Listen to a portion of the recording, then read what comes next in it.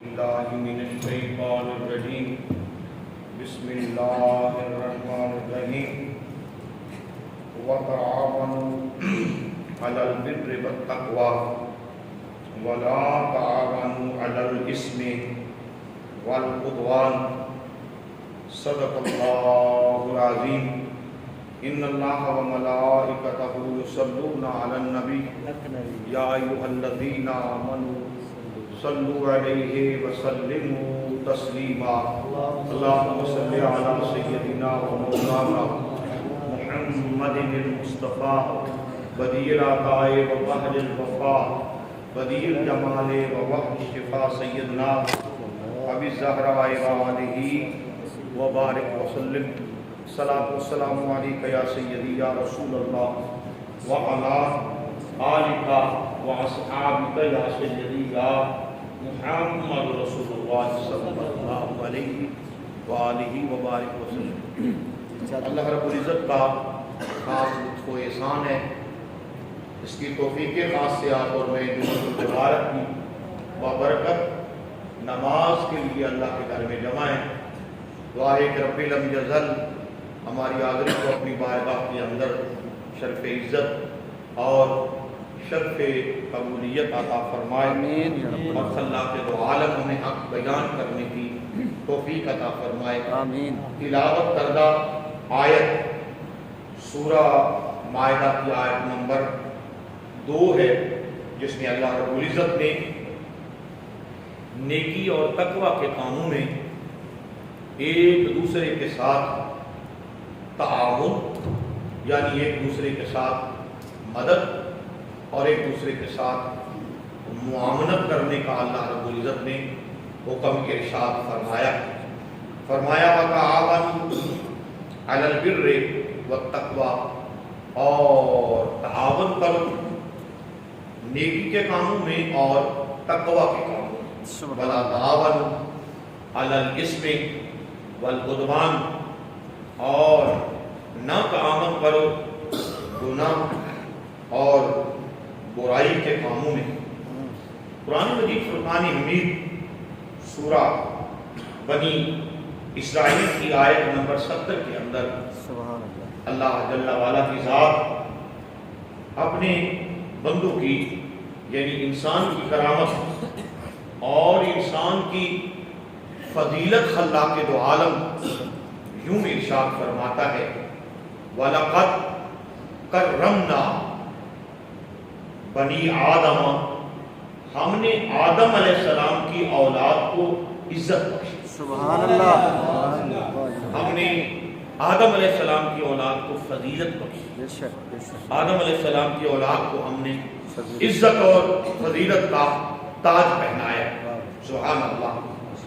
سورہ التین کی آیت نمبر 4 کے اندر 4 قسمیں بیان کر کے والتین والزیتون وطور سینین وهذا البلد الامین لقد خلقنا الانسان فی احسن تقویم۔ اللہ جل وعلا کی ذات ارشاد فرماتی ہے کہ ہم نے انسان کو احسن تقویم پہ پیدا کیا، مطلب کہ شکل کے لحاظ سے بھی انسان کو ہم نے سونا بنایا اور عقل کے لحاظ سے بھی ہم نے انسان کو خوبصورت بنایا اور دل کے لحاظ سے ہم نے انسان کا دل ایسا بنایا کہ انسان کا دل ایسا بنایا اگر اس دل کے اندر یہ محبت پیدا کر لے اور اس دل سے کینہ بغض نفرت حسد کی غلاظت نکال دے تو پھر اس دل کو ہم نے اپنا تخت بنایا۔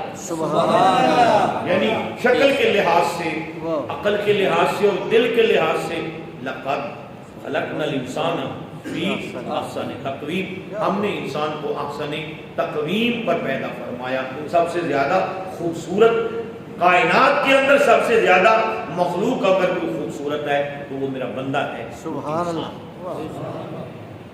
حدیث پاک کا ایک مضمون ہے، رب لم یزل ارشاد فرماتا ہے کہ یہ حدیث قدسی ہے، آمنہ کے لال نے ارشاد فرمایا الخلق عیال اللہ، یہ مخلوق خلق کا معنی مخلوق اللہ کا کنبہ ہے، اللہ کا کنبہ. تمہارا خاندان بیوی سے بنتا ہے، بچوں سے بنتا ہے، ماں باپ سے بنتا ہے، اور رشتہ داروں سے بنتا ہے، بہن بھائیوں سے بنتا ہے. تو اللہ فرماتا ہے جس طرح ایک تمہارا خاندان ہے، ایک میرا خاندان ہے. الخلق عیال اللہ، جتنی بھی خدا کی مخلوق ہے یہ اللہ کا کنبہ ہے. مخلوق کو اللہ رب العزت نے، خالق کائنات نے کوئی چیز بھی فضول، بے معنی، بے وقت، بیکار اللہ رب العزت نے تخلیق نہیں کی. مچھر اور چیونٹی سے لے کر ہاتھی اور پھر اشرف المخلوقات انسان، یعنی مچھر چیونٹی سے لے کر انسان تک کوئی مخلوق بھی عبث، کوئی مخلوق بھی بیکار اور فضول نہیں ہے. اور اس ساری کا خالق کون ہے؟ اللہ. یہ ساری کا خالق کون ہے؟ اللہ. حدیث پاک کا اگلا حصہ سماعت فرمائیے. احب الخلق الی اللہ من احسن الی عیالہ، جس کا معنی یہ ہے کہ وہ شخص اللہ کو زیادہ پسند ہے، وہ شخص اللہ کو زیادہ محبوب ہے، اللہ اس بندے سے زیادہ محبت کرتا ہے جو اس کے عیال یعنی اس کی مخلوق سے زیادہ محبت کرتا ہے. اللہ اپنے اس بندے سے زیادہ محبت کرتا ہے جو اللہ کی مخلوق سے زیادہ محبت اور اللہ کی مخلوق سے زیادہ پیار کرتا ہے. سبحان اللہ. ایک حدیث پاک کے اندر یوں آمنہ کے لال امام الانبیاء تاجدار مدینہ صلی اللہ علیہ وآلہ وسلم ارشاد فرماتی ہیں، احب الناس الی اللہ تعالی، لوگوں میں سے اللہ کے سب سے زیادہ قریب اللہ کی محبت کا حقدار کون سا شخص ہے؟ سبحان اللہ. سن رہے ہیں یا آپ؟ ماشاءاللہ. سمجھ آ رہی ہے؟ سبحان اللہ. زیادہ جلدی تو نہیں، میں چاہتا ہوں عنوان پر زیادہ حدیثیں آپ کو. سبحان اللہ. توجہ ہے یہ نہیں ہے؟ آمنہ کے لال ارشاد فرماتی ہیں کہ اللہ کی مخلوق میں سے سب سے زیادہ جس کو اللہ پسند فرماتا ہے، جس سے اللہ پیار فرماتا ہے، جس سے اللہ محبت فرماتا ہے، وہ کون ہے؟ فرمایا انفعهم للناس، اللہ اس سے زیادہ محبت فرماتا ہے جو اللہ کی مخلوق میں سے انسانیت کا زیادہ نفع، انسانیت کا زیادہ خیال رکھتا ہے اور انسانیت سے زیادہ پیار کرتا ہے. اللہ اکبر کبیرہ. ایک حدیث پاک، یہ حدیث پاک صحیح بخاری کے اندر موجود ہے، یہ حدیث پاک صحیح مسلم کے اندر موجود ہے، اس حدیث پاک ترمذی کے اندر موجود ہے، سنن ابن ماجہ کے اندر یہ حدیث پاک موجود ہے، اور نسائی کے اندر یہ حدیث پاک موجود ہے. آمنہ کے لال امام الانبیاء تاجدار مدینہ صلی اللہ علیہ وآلہ وسلم کی ذاتی والا صفات. آپ ایک جگہ پر تشریف فرما تھے، ایک جنازہ گزرا اور اہل مجمع اس جنازہ کو دیکھ کر یہ کہنے لگے کہ یہ شخص بہت اچھا تھا، سبحان اللہ، یہ شخص غریب پرور تھا، یہ شخص مخلوق خدا سے محبت کرنے والا تھا. سب کو سمجھ آ رہی ہے؟ یہ نہ ہو کہ پنکھوں کے شور کی وجہ سے آپ کو سمجھنا ہے. یہ شخص مخلوق خدا سے زیادہ محبت کرنے والا تھا.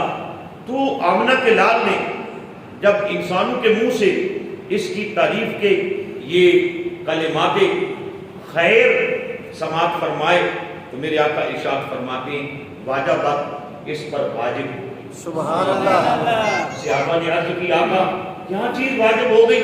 حضور فرماتے ہیں تمہاری اس گواہی کی وجہ سے، تمہارے اس نیکی کے اعلان کی وجہ سے، تمہارے اس بندے کی خوبیاں بیان کرنے کی وجہ سے اللہ نے تمہاری آواز کو سن کر فرشتوں کو گواہ بنا دیا ہے اور اس بندے پر اللہ نے جنت کو واجب کر دیا ہے.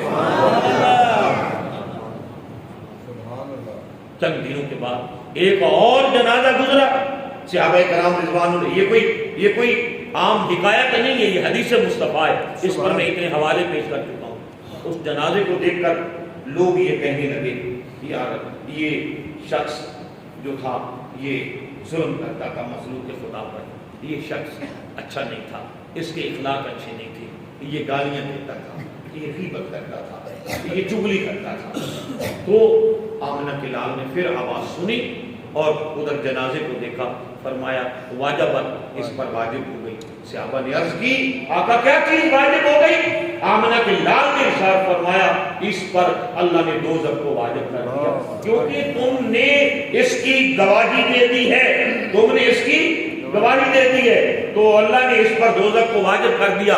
حدیث پاک کے اگلے لفظ سنیے گا، پھر اپنے من کے آئینے میں جھانکیے گا، پھر اپنے من کے آئینے میں جھانک کر ذرا اپنے آپ سے بات کیجیے گا۔ آقا ارشاد فرماتے ہیں انتم شہداء اللہ فی الارض، زمین پر اللہ کے گواہ تم انسان ہو، انسان کے بارے میں اللہ کے گواہ تم انسان ہو، انسان کے بارے میں جو انسان کے بارے میں اچھا گمان رکھتا ہے، اور مرتے وقت اگر تم یہ کہتے ہو کہ مولا یہ تیرا بندہ ہم میں زندگی گزار گیا، ہمارے ساتھ یہ اچھا تھا، اس کی اچھائیاں بیان کرتے ہو، برائیاں بیان نہیں کرتے، اور کہتے ہو ایک تو کریم ہے، ایک تیرا محبوب مدینے والا کریم ہے، ہم اس گناہگار بندے کو دو کریموں کے درمیان پیش کرتے ہیں، ایک تو کریم ایک تیرا محبوب کریم۔ پھر خلاق کائنات کبھی اپنی شان کریمی کی طرف دیکھتا ہے، کبھی محبوب کی شان کریمی کی طرف دیکھتا ہے، اور اس بندے کو بغیر حساب کے اللہ رب العزت جنت میں اعلیٰ مقام عطا فرماتا ہے۔ ایک حدیث پاک اور سنیے گا، ان ابی ہریرہ کا قال قال رسول اللہ صلی اللہ علیہ وآلہ وبارک وسلم ان اللہ عز وجل یقول یوم القیامت یا ابن آدم مرضت فلم تعدنی قال یا رب کیف اعودک وانت رب العالمین۔ ایک شخص ایسا ہوگا بروز محشر، سنیے گا اس حدیث پاک کو بیان کیا گیا ہے مشکات المصابیح کے اندر اور صحیح مسلم کے اندر اس حدیث پاک کو بیان کیا گیا ہے۔ اللہ بروز محشر اپنے ایک بندے سے کہے گا اے میرے بندے میں بیمار تھا، تو نے میری تیمارداری کی۔ اللہ سمجھ رہے ہیں؟ اے میرے بندے میں بیمار تھا، تو نے میری تیمارداری نہیں کی، تو نے مجھے آ کر پوچھا نہیں ہے، میں بیمار تھا تو نے میری تیمارداری نہیں کی، تو نے مجھے پوچھا نہیں ہے۔ وہ بندہ کہے گا یا اللہ تو کیسے بیمار ہوا، یا اللہ تو کیسے بیمار ہوا، انت رب العالمین، تو عالمین کو پالنے والا رب ہے، تو رب ہو کر کیسے بیمار ہو سکتا ہے؟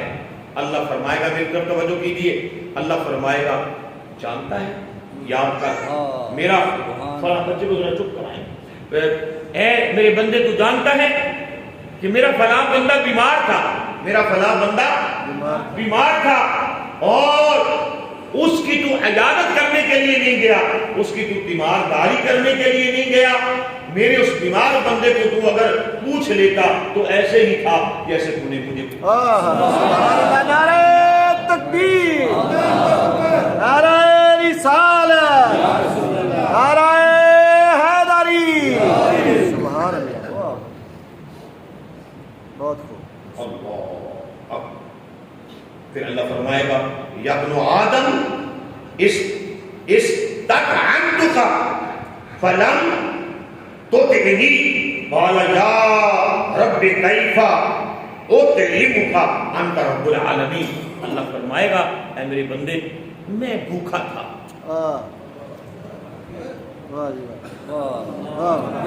سمجھ نہیں، میں بھوکا تھا اور میں نے تجھ سے روٹی کا سوال کیا۔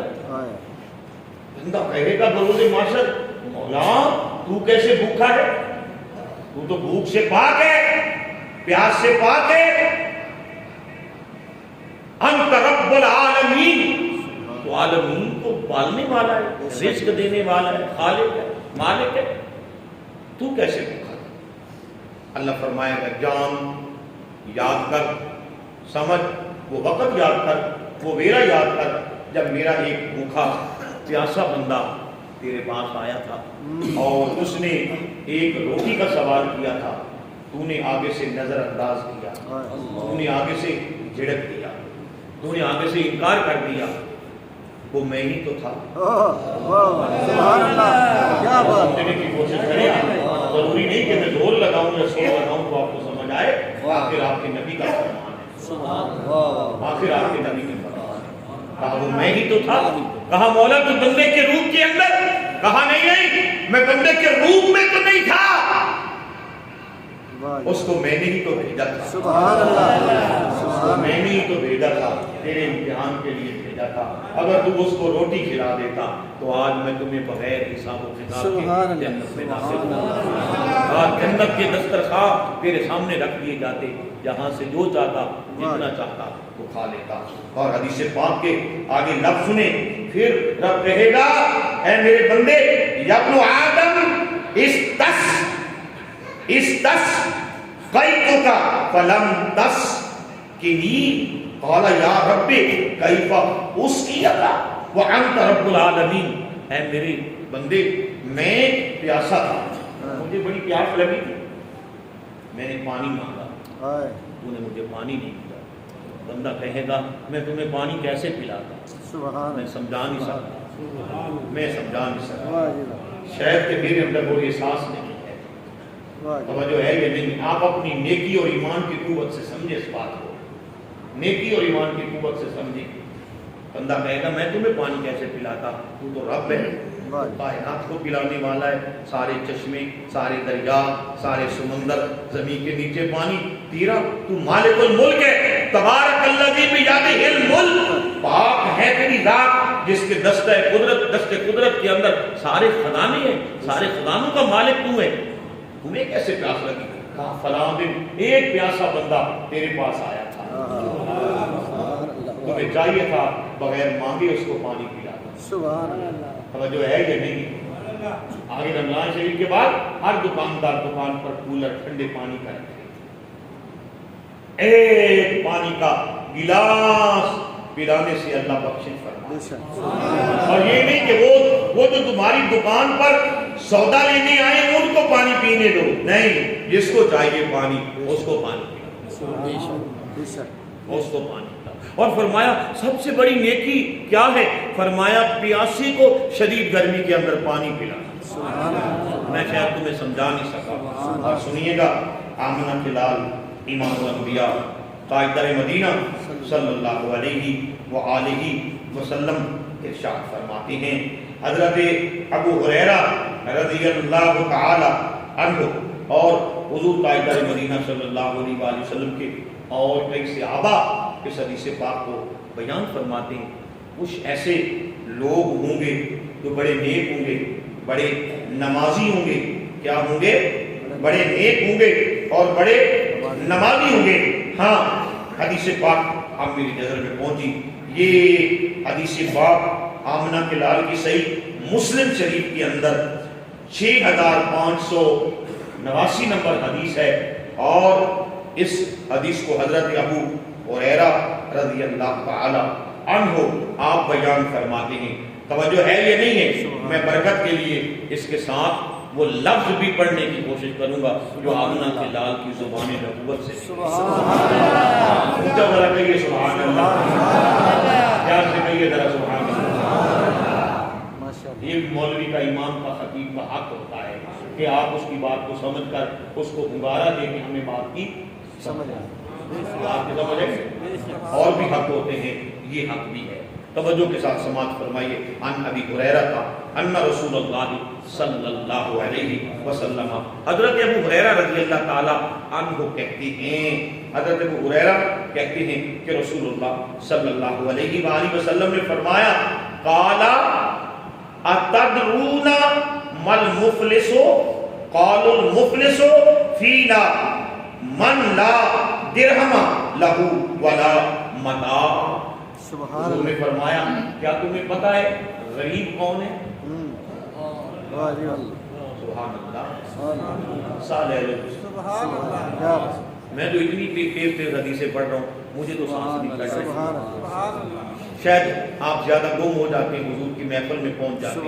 अल्लाह आपको दुनिया में भी हुजूर की महफिल अता फरमाए, और हशर में हुजूर की महफिल अता फरमाए। अल्लाह मेरी रमजानुल मुबारक में मिंबर रसूल पर بیٹھ کے دعائیں اللہ آپ کو بار بار حرمین طیبین کی حاضری کی. کبھی کبھی میں بھی آپ کے ساتھ اللہ اور شاہ صاحب کے ساتھ ہم سب ان کے نانا کے روضہ پاک پر پہنچے، اسی سال پہنچے اور جلد پہنچے. آپ نے قلال ارشاد فرماتی کیا میں کیا صحابہ تم بتا سکتی ہو کہ کون ہے غریب؟ من مفلس و غریب کون ہے؟ قال المفلس فینا ما من لا درہم ولا متاع. حضور نے فرمایا یا رسول اللہ صلی اللہ علیہ وآلہ وسلم، حضور نے فرمایا مفلس کون ہے؟ صحابہ کہتے ہیں آقا مفلس وہ ہے جس کے پاس درہم نہیں ہے، جس کے پاس دینار نہیں ہے، یا جس کے پاس کوئی مال و اسباب نہیں ہے، وہ مفلس ہے. وہ کیا ہے؟ مفلس ہے. فقال، تو حضور نے فرمایا ان المفلس من امتی یأتی یوم القیامت بصلاۃ وصیام وزکاۃ ویأتی قد شتم ھذا وقذف ھذا واکل مال ھذا وسفک دم ھذا وضرب ھذا فیعطی ھذا من حسناته وھذا من حسناته فإن فنیت حسناته. اللہ اکبر. اپنا قلال ارشاد فرماتے ہیں غریب وہ ہے، غریب وہ ہے جو محشر کے دن اپنی نمازیں لے کر آئے. سمجھنے کی کوشش کریں بھائی، سمجھنے کی کوشش کریں. آپ ٹائم قریب آ رہا ہے، میں تقریر ختم کر رہا ہوں. غریب وہ ہوگا جو محشر کے دن اپنی نمازوں کے ساتھ آئے گا، اپنے روزوں کے ساتھ آئے گا، اپنی زکوٰۃ کے ساتھ آئے گا، اپنے حج کے ساتھ آئے گا، اپنے نیک اعمال کے ساتھ آئے گا. یعنی اس کا نامہ اعمال نیکیوں سے بھرا ہوا ہوگا اور اس نے کسی کو گالی دی ہوگی. سن رہے ہیں؟ رمضان المبارک میں کوئی تربیت کی بات بھی لے جاؤ، اور یہ بات خدا کے واسطے اپنے بچوں کو سکھائیں.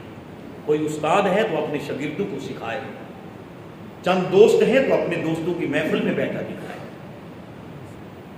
آمنہ کے لال ارشاد فرماتی ہیں وہ آئے گا نماز کے ساتھ، روزے کے ساتھ، زکوٰۃ کے ساتھ، حج کے ساتھ، ڈھیر ساری نیکیوں کے ساتھ، مگر جب میدان محشر میں آئے گا اس نے کسی کو وَيَأْتِي قَدْ شَتَمَ هَذَا وَقَذَفَ هَذَا وَأَكَلَ مَالَ هَذَا وَسَفَكَ دَمَ هَذَا وَضَرَبَ هَذَا. اس نے کسی کو گالی دی ہوگی، کسی کو مارا ہوگا، کسی کو مارا ہوگا، کسی کا مال لوٹا ہوگا، کسی کا مال لوٹا ہوگا. یہ بھی مال لوٹنا ہے، یہ بھی مال لوٹنا ہے. جو کل ریٹ 10 روپے تھا آج 15 روپے کر دیا، ایسے تاجروں کو بروز معاشر ناک کے بل بروز معاشر محشر کے میدان کے اندر گھسیٹا جائے گا، اور ان کی شکلیں خنزیر کیسے کاٹی جائیں گی جو مسلمانوں کا خون چوستے. جہاں بھی سبحان اللہ کہیں نا آپ، یہاں نہیں کہتے سبحان اللہ، یہاں استغفر اللہ کہیں. کیا کہیں؟ استغفر اللہ. اللہ اکبر. جو نجائز کسی کی مجبوری کا نجائز فائدہ اٹھاتے ہیں. جانتے ہیں آپ لوگ آج سے پہلے بھاؤ کیا تھے اور رمضان المبارک کے اندر بھاؤ کیا ہیں؟ عیدی بنا رہے ہو، کس سے بنا رہے ہو؟ غریب کا پسینہ جو خشک نہیں ہوتا، مزدوری کا سوال کرتا ہے، اس کو جمعرات پر ڈال دیا جاتا ہے، اس سے عیدی بنا رہے ہیں.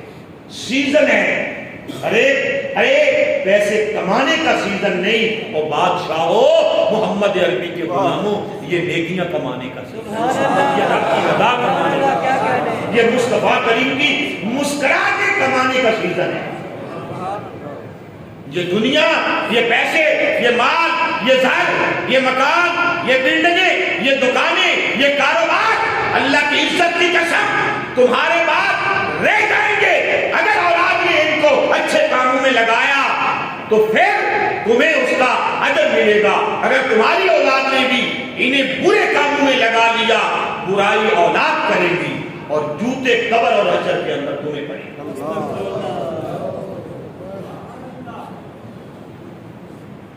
اللہ اکبر۔ سنیے گا، آمنہ کے لال نے ارشاد فرمایا کہ انہوں نے کسی کو گالی دی ہوگی، کسی کی غیبت کی ہوگی، کسی کی چغلی کی ہوگی، کسی پر بے جا تہمت لگائی ہوگی، کسی کو تھپڑ مارا ہوگا، توجہ ہے یہ نہیں ہے، کسی کا مال لیا ہوگا، یا کسی سے بے جا وہ نفرت کرتا رہا ہوگا، تو وہ شخص میری امت میں حضور نے فرمایا میری امت میں سب سے زیادہ غریب ہے، جو اتنے اعمال اور نیکیاں لے کے آئے۔ تو پھر کیا کہا جائے گا؟ وہ شخص کیس کرے گا، مولا اس نے مجھے تھپڑ مارا تھا مگر میں غریب تھا، میں کچھ نہیں کہہ سکتا، اس نے مجھے گالی دی تھی، میں غریب تھا، میں اسے کچھ نہیں کہہ سکتا تھا، اس نے میرے ساتھ یہ زیادتی یہ بدماشی کی تھی مگر میں غریب تھا، یا شرافت کی وجہ سے یا اپنے اخلاق کی وجہ سے میں نے اسے کچھ نہیں کہا۔ مولا میں تیری بارگاہ میں سوال کرتا ہوں، آج انصاف کا دن،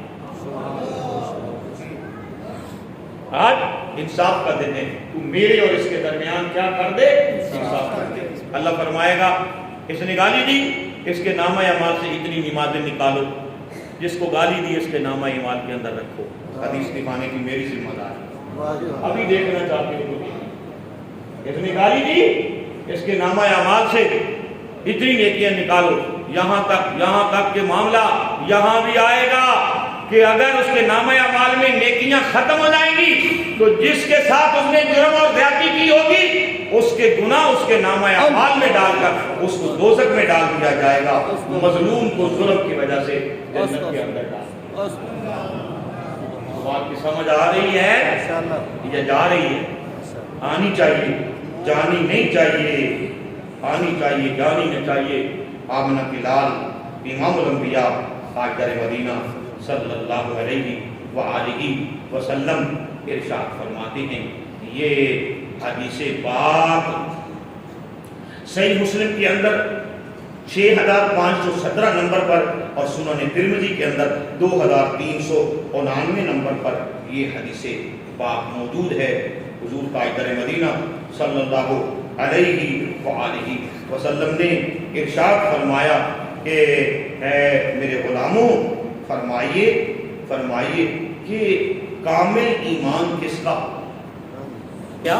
اونچا بولیے، نہیں ذرا زور سے بولیے، کامل ایمان کس کا ہوگا؟ کامل ایمان کس کا ہوگا؟ صحابہ کرام رضوان اللہ تعالی علیہ اجمعین نے عرض کی یا رسول اللہ صلی اللہ علیہ وآلہ وسلم آپ ہی بتا دیں کامل ایمان کس کا ہوگا؟ کامل ایمان کس کا ہوگا؟ فرمایا اکمل المؤمنین ایمانا احسنہم خلقا، جس کا اخلاق سب سے اچھا اور خوبصورت ہوگا اس کا ایمان بھی سب سے اچھا اور خوبصورت ہوگا۔ بندہ تہجد گزار ہو، جب بولے تو بھانڈا ہی پھوڑ دے، بندہ 5 وقتہ جماعت کے ساتھ نماز پڑھنے والا ہو، مسجد میں بھی اس کا شور، گھر میں بھی اس کا شور، دکان پر بھی اس کا شور، بازار میں بھی اس کا شور، معاشرے میں بھی اس کا شور، توجہ ہے یہ نہیں ہے؟ چلتا پھرتا شور نظر آئے، چلتا پھرتا شرابہ نظر آئے، سمجھ رہے ہیں میری بات کو؟ چلتا پھرتا شور اور شرابہ نظر آئے، جب بھی بولے تو فرمایا رب کہتا ہے کہ گدھا پیدا میں نے کیا ہے، مگر سب سے زیادہ نفرت والی آواز گدھے کی۔ جانتے ہیں آپ کچھ لوگوں کا انداز گفتگو گدھے والا ہوتا ہے، اپنے نوکروں سے وہی انداز گفتگو، اپنے بچوں سے وہی انداز گفتگو، اپنی بیوی سے وہی انداز گفتگو، معاشرے میں وہی انداز گفتگو، فقیر آ گیا وہی انداز گفتگو۔ بات کی سمجھ آ رہی ہے؟ آقا ارشاد فرماتے ہیں مجھے اخلاق مکمل کرنے کے لیے بھیجا ہے، اور سب سے زیادہ اچھا اخلاق میرا اخلاق۔ اللہ رب العزت آج کی گفتگو پر سب سے پہلے مجھے عمل کی توفیق عطا فرمائے، پھر آپ سب کو عمل کی توفیق عطا فرمائے، آمین۔